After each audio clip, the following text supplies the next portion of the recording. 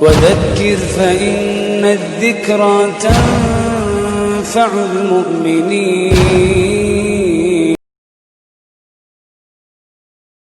السلام علیکم ورحمۃ اللہ وبرکاتہ. الحمد للہ رب العالمین والصلاة والسلام علی رسولہ الکریم، اما بعد فاعوذ باللہ من الشیطان الرجیم. بسم اللہ الرحمن الرحیم. رب اشرح لی صدری ویسر لی امری واحلل عقدۃ من لسانی یفقہوا قولی. قابل احترام میرے پیارے اسلامی بھائیوں، عمر رضی اللہ عنہ کی فضیلت اور ان کی اہمیت اور ان کا مقام و مرتبہ، ان کی جلالت، ان کی عزت، اس کے متعلق ہم نے الگ ہی ویڈیو بنا چکے ہیں. عمر رضی اللہ عنہ کی فضیلت کے لیے بس ایک جملہ میں بتا دینا کافی سمجھتا ہوں. وہ یہ ہے کہ حدیث میں بتایا جاتا ہے کہ ہر امت کے لیے، ہر قوم کے لیے ایک نبی آئے تھے، اور اس آخری امت کے لیے نبی کریم صلی اللہ علیہ وسلم نبی بن کر، رسول اور پیغمبر بن کر اس امت کے لیے آئے. اس کے بعد رسول اللہ صلی اللہ علیہ وسلم نے کہا، لو کان بعدی نبیا لکان عمر. اگر میرے بعد کوئی نبی بننے کا مستحق ہے، اگر میرے بعد کوئی نبی بن سکتا ہے تو عمر بن سکتا تھا، مگر میرے بعد کوئی نبی آنے والا نہیں ہے.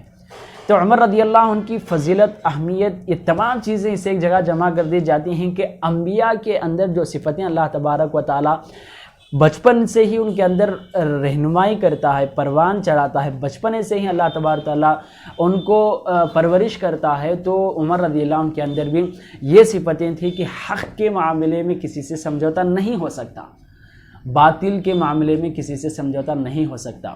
حق باطل ایک دم الگ الگ ہونا چاہیے، اس میں کسی طرح کی رکاوٹ اور کسی طرح کی درمیانی سمجھوتا نہیں چلتا. تو یہ صفت خاص طور پر عمر رضی اللہ عنہ کے اندر ہے.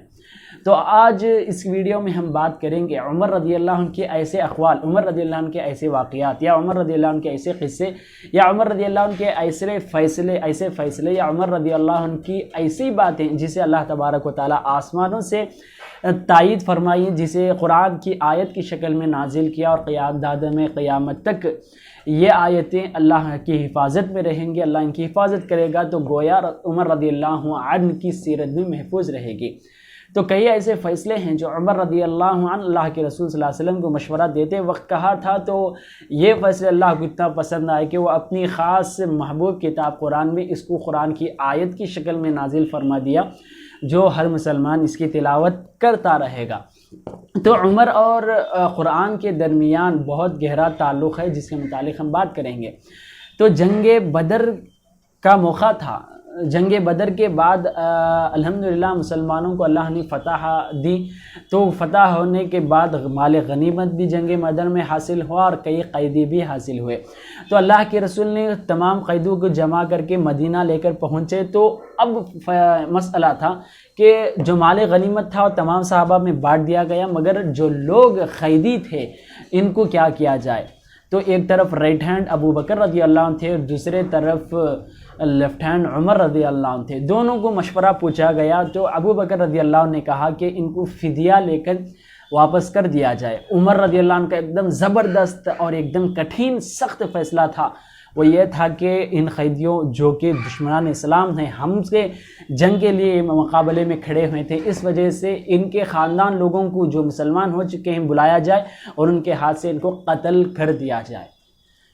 تو یہ فیصلہ رسول اللہ صلی اللہ علیہ وسلم کو پسند نہیں آیا. ابو بکر کا فیصلہ بہت زیادہ پسند آیا. تو اس وجہ سے ابو بکر رضی اللہ عنہ کا فیصلہ جاری کر دیا گیا، فدیہ لے کر قیدیوں کو رہا کر دیا گیا. چند دنوں کے بعد یا اسی وقت اللہ تبارک و تعالیٰ کی جانب سے یہ پورا کام ہونے کے بعد آیت نازل ہوئی، جو سورۃ الانفال کی 60 پر 7ویں آیت ہے. ما کان لنبی ان یکون له اسارى حتى یثخن فی الارض. تو نبی کے لیے مناسب نہیں کہ کسی قیدی کو اپنے پاس رکھے یہاں تک کہ اسے زمین سے مٹا دے. تو عمر رضی اللہ عنہ کا جو فیصلہ تھا کہ وہ ایسے دشمنان اسلام کفار کو مٹا دیا جائے، قتل کر دیا جائے. تو یہ فیصلہ اللہ تبارک و تعالیٰ نے قرآن کی آیت کے ذریعے نازل کیا. یہ ایک وحی تھی اور یہ ایک آیت تھی. اس کے بعد دوسری آیت جو عمر رضی اللہ عنہ کی تائید میں نازل ہوئی وہ مقام ابراہیم کے متعلق تھے کہ عمرہ کرتے وقت ایک مرتبہ عمر رضی اللہ عنہ نے کہا کہ اے اللہ کے رسول، ہم ابراہیم علیہ السلام کی سنت باقی رکھتے ہوئے جو مقام ابراہیم، جو پتھر ہے جس پر کھڑ کر ابراہیم علیہ السلام نے کعبے کی تعمیر کی تھی، تو اس کے سامنے اور کعبے کی طرف قبلہ کرتے ہوئے 2 رکعت ادا کریں نفل کے طور پر۔ تو یہ بات اللہ کو اتنا پسند آئی کہ سورۃ البقرہ کے 125ویں آیت میں اللہ تبارک و تعالیٰ نے حکم نازل کیا وَاتَّخِذُوا مِن مَقَامِ إِبْرَاهِيمَ مُصَلًّى، تو مقام ابراہیم کو اپنا مصلی، نماز پڑھنے کی جگہ بناؤ۔ تو وہاں پر اللہ کے رسول صلی اللہ علیہ وسلم نے عمرہ اور حج کے موقع پر لازم یعنی ایک سنت واضح کر دی، سنت قائم کر دی کہ ہر وقت وہاں پر نماز سنت نفل پڑھی جائے۔ اس کے بعد تیسری آیت جو اللہ کے رسول صلی اللہ علیہ وسلم پر نازل ہوئی عمر رضی اللہ عنہ کے اقوال کی تائید میں، ان کے فیصلوں اور احکامات میں، وہ سارے مسلمانوں کا حجاب، سارے مسلمانوں کی عورتوں کا حجاب کا حکم تھا کہ اس وقت سے کہ ایک مرتبہ عمر رضی اللہ عنہ رسول اللہ صلی اللہ علیہ وسلم کے ساتھ مجلس میں بیٹھے ہوئے تھے، گھر کے پاس تھے، تو اللہ کے رسول گھر میں تھے، کئی لوگ مسلمان آتے تھے، احکامات پوچھتے تھے، تعلیمات حاصل کرتے اور جاتے تھے۔ تو عمر رضی اللہ عنہ نے کہا کہ اے اللہ کے رسول، آپ کے پاس کئی لوگ آتے رہتے ہیں، وَمِنْهُمْ فاسق وَمِنْهُمْ فاجر، اور ان میں سے کئی لوگ فاسق، فاجر، گنہگار، بد خیالی سے بھی آتے ہیں اور ان میں سے بہترین لوگ بھی آتے ہیں، کیوں نہ اپنی عورتوں کو حجاب اور پردے کا حکم نہ دیتے۔ جیسا ہی یہ حکم بتایا گیا، رسول اللہ صلی اللہ علیہ وسلم وحی کے انتظار میں تھے، وحی نازل ہوئی کہ سورۃ الاحزاب کی 50/3ویں آیت ہے، اللہ نے کہا وَإِذَا سَأَلْتُمُوهُنَّ مَتَاعًا فَاسْأَلُوهُنَّ مِن وَرَاءِ حِجَاب، جب بھی تم رسول اللہ صلی اللہ علیہ وسلم سے یا لوگوں کو تعلیم دیتے ہو یا کسی طرح کا سوال کرتے ہو تو حجاب کے پیچھے، پردے کے پیچھے سے سوال کرنا لازم ہے۔ جیسا ہی یہ حجاب کا حکم نازل ہوا، رسول اللہ صلی اللہ علیہ وسلم نے اعلان کر دیا کہ اس وقت سے عورتیں حجاب میں رہیں گی، پردہ قائم کریں گی، برقع پہنے گی۔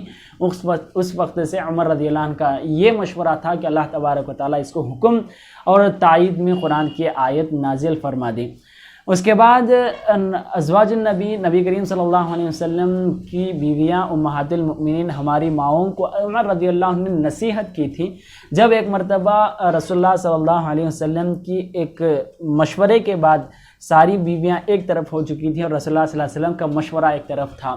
اس میں اختلاف ہے، جیسا کہ میرے علم میں یہ بات پہنچی کہ ازواج النبی صلی اللہ علیہ وسلم چاہتے تھے کہ جو مال غنیمت حاصل ہوتا ہے جنگوں کے بعد، خاص طور پر اللہ کے رسول کی بیویوں کو بھی متعین کیا جائے الگ الگ سے، جبکہ اللہ کے رسول کو ایک حصہ ملتا تھا اور اللہ کے رسول اپنی بیویوں میں بانٹتے تھے، تو ان کا مشورہ تھا کہ ہر بیوی کو الگ الگ حصہ دیا جائے۔ واللہ اعلم بالصواب۔ اس مشورے کے بعد اللہ کے رسول سوچنے میں پڑ گئے تھے، تو عمر رضی اللہ عنہ کو نصیحت کی تھی کہ اللہ کے رسول صلی اللہ علیہ وسلم کے مشورے کے خلاف ہرگز نہ کرنا، اگر اس طرح ہوں تو اللہ تبارک و تعالیٰ تم سے بہترین بیویاں اللہ کے رسول کو عطا کرے گا اور تم کو دور کر سکتا ہے۔ تو جیسا ہی یہ بات ان کو نصیحت کی گئی تو بعد میں اللہ کے رسول پر وحی نازل ہوئی، جس میں یہ آیت جو سورۃ التحریم کی 5ویں آیت ہے، اللہ نے کہا کہ عَسَىٰ رَبُّهُ إِن طَلَّقَكُنَّ أَن يُبَدِّلْهُ أَزْوَاجًا خَيْرًا مِّنكُنَّ، کہ اللہ تبارک و تعالیٰ عین ممکن ہے کہ تم سے بہترین بیویاں رسول اللہ صلی اللہ علیہ وسلم کو عطا کرے اور تم کو طلاق دے دے۔ جیسا ہی آیت نازل ہوئی اور عمر رضی اللہ عنہ کی نصیحت ہوئی، تمام ازواج المطہرات رضوان اللہ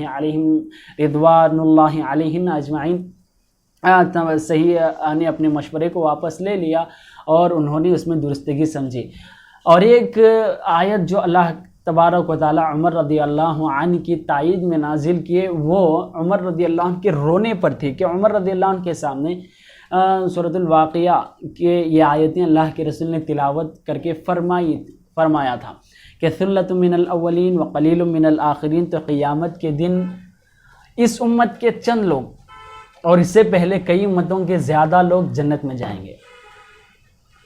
اس امت محمدیہ کے چند لوگ اور اس سے پہلے والی امتوں کے کئی لوگ، یعنی ان کی تعداد زیادہ ہوگی اور ہماری تعداد کم ہوگی، جنت میں داخل ہوگی۔